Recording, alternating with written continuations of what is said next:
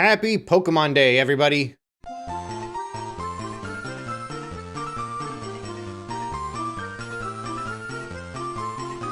I think in celebration of this momentous occasion, this great anniversary for the Pokemon franchise that we all love dearly, everybody should play Pokemon FireRed or Leaf Green, or both if you're that type of person. So I'm an early 90s kid. Pokemon FireRed has a very special place in my heart. Technically, I started with Pokemon Blue, but on my Game Boy Advance between Ruby Sapphire and Fire Red and Leaf Green, I spent a whole crap ton of time on these games in my childhood. And of course, I revisited them a plethora of times throughout the years. These are excellent games, and I am so happy that each and every one of the people that are listening to this already own a copy of that game. Yeah, reach down into your pocket, right over there, right next to your phone, that's your Pokemon Fire Red or Leaf Green cartridge. And then if you reach into your other pocket, do you notice what that is?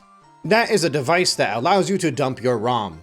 And it is amazing that every single Nintendo Switch purchased or Nintendo Switch 2 purchased came with those two things. Which is why it is so weird to me that Nintendo would think it's a good idea to charge $20 for Pokemon Fire Red and Leaf Green, when all of us already own that game. Now, it might be confusing for some of you because you might have forgotten how to do it, but if you Google how to dump your Game Boy Advance ROM onto a computer, there are plenty of tutorials that will show you how to do that. What you definitely should not do is Google Pokemon Fire Red ROMs, because on the homepage of Google, in those first 3 search results, you will find multiple links that will allow you to download that game, and that is illegal. Quite frankly, it's disgusting. It's piracy. It's not theft, it's infringement, so it's still illegal even though it is clearly not theft by the legal definition. But still, we don't want to infringe upon the rights of the Pokemon company, and more importantly, on the rights of Nintendo. So don't download those files, and don't use an ad blocker because there might be a whole ton of pop-ups while you're downloading that file. And I've confirmed through another source that every single one of those files are legitimate. Now that source, I have since called the cops on them and they threw them in jail because it's illegal to download those files, and otherwise he would never get caught because apparently nobody actually arrests anybody for downloading these ROMs. But he told me in confidence before I betrayed him that, yeah, every single one of those ROMs works. And the crazy thing is you can download them on pretty much any device that you have. You can download that ROM file on a PC, on your Android phone, on your iPhone, on any tablet you might own. And you can even transfer it to pretty much any gaming device that you might have, including a modded Switch. But it's illegal. You should not do that. Even if the game is weak enough where it could probably even run on a digital pregnancy test. That way when you pee on it, you'll find out if it's green or red. But yeah, definitely do not download those ROMs that every single one of them work. I don't want anybody to do that. That's very illegal, and Nintendo needs your money. But I think it would be great as a sign of maybe a protest, a minor pushback against the company that we love, and as a sign of unity with the entirety of the Nintendo and Pokemon fandom, whether or not they are chronically obsessed with getting ripped off by Nintendo. I think it would be a great sign of unity if each and every person right now downloaded an emulator. Now, unlike downloading the ROMs, emulators are fully legal, and it's not even a gray area. And once again, you can download that emulator on your Android phone, you can download that emulator on your iPhone, on your tablet, on your PC, on your smartwatch, on your Fire Stick, and probably even on your fridge. And it is completely legal to own this emulator. If you have a PC, I highly recommend going through EmuDeck. Retro Game Corps has some very good tutorials. If it's through your phone, don't pay money for any emulators. There might be some that have ads just before you start the game, but they'll keep playing. So don't be one of those people that buy an emulator, unless you want to support the person that made the emulator. That's up to you. And really all you have to do is search GBA emulator download for X device, and I'm sure something will pop up and it'll be very easy. And if you want, search Reddit. They'll probably have some links for you too.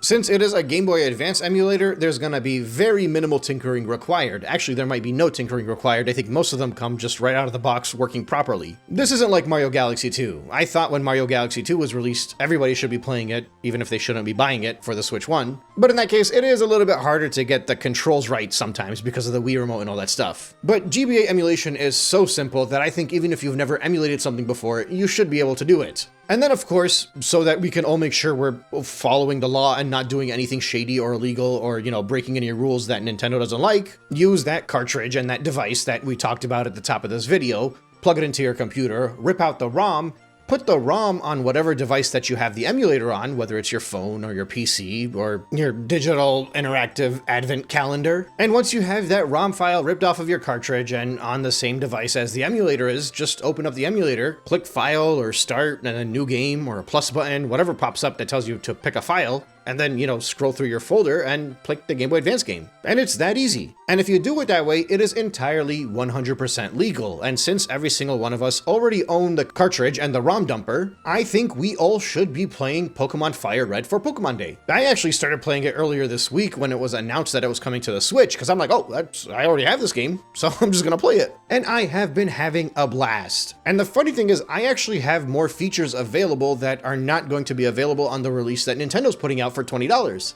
Those old Pokemon games tend to drag a lot. They take way too long to kind of run through everything. So, I added a fast forward button just so I can quickly increase the speed whenever it's like slowing down, so I don't want to just slam my head into the wall from how long it takes. I also have the option for a rewind button in case I accidentally use a Master Ball on a Pidgey, but I'd argue using the rewind button might be against the spirit of the game, even if you caught that Pidgey. With emulators, and it's been tested before, you can actually still access the local trading and the local battling that you could do previously on the Game Boy Advance via link cable, so it's not like you're missing out on that. And if somebody else happens to have accidentally bought the game on the Switch where they could have just emulated it because they already owned the cartridge and dumped their ROM and just forgot about that, I actually would not be surprised if, depending on how Nintendo's emulator is set up, you could actually still trade with them. But even if you can't, at least you can trade amongst your friends. But honestly, you don't even need to trade at that point because there are other methods to catch specific Pokemon since you're using an emulator, so you won't necessarily be at the mercy of Nintendo deciding if they want to bring back some of the events from the games back in the day. No, you could just kind of make it work yourself. And this way, it's kind of great because you won't miss out on any of the fun community engagement. We can all still talk about Pokemon FireRed and Leaf Green, and since there's no online battling and online trading, we're effectively not missing out on anything. At the time of recording, there is still no support for Pokemon Home, and there is no indication that there will be support for Pokemon Home. As a matter of fact, Nintendo went out of their way to remove the blurb that suggested that there might be Pokemon Home support. So this very likely seems like one of those situations where Nintendo is being very obvious in that it's not going to have Pokemon Home support, even though they're not really communicative, and the fans are all laughing and scoffing and suggesting that it's probably going to come later, only for them to rightfully probably be enraged later when it doesn't come. But it's kind of their own fault for assuming it will. But yeah, I just think Pokemon FireRed and Leaf Green are excellent games, and everybody should play them. But absolutely you should not buy them because every single one of you already owns the cartridge and the ROM dumper, and they're in your pockets right now. So I think it would be very valuable for us to protest against Nintendo and play these games even if we're not buying them again. Especially because they are just very simple and unaltered ROM files. They lack any enhancements, they lack widescreen support. So Nintendo deciding to charge $20 for those games when they know that we all already own them, I think that's just dumb, and I think it would be a very good idea for us to play this game and show that we're playing this game and make it very loud and obvious that we're playing this game, because it is a great game, but in solidarity against Nintendo's dumb decision to charge people $20 for it, we should absolutely avoid buying it. Because, we know there's going to be enough people buying it anyway, so Nintendo's already going to make a lot of money off of it. Now, part of the reason why we don't want to support this, aside from the dumb price point, is that these little releases are Nintendo's shortcuts to not have to spend money on providing new experiences for their gamers. It's all part of their drip feeding ploy, so they just kind of throw these little games that have no effort into them to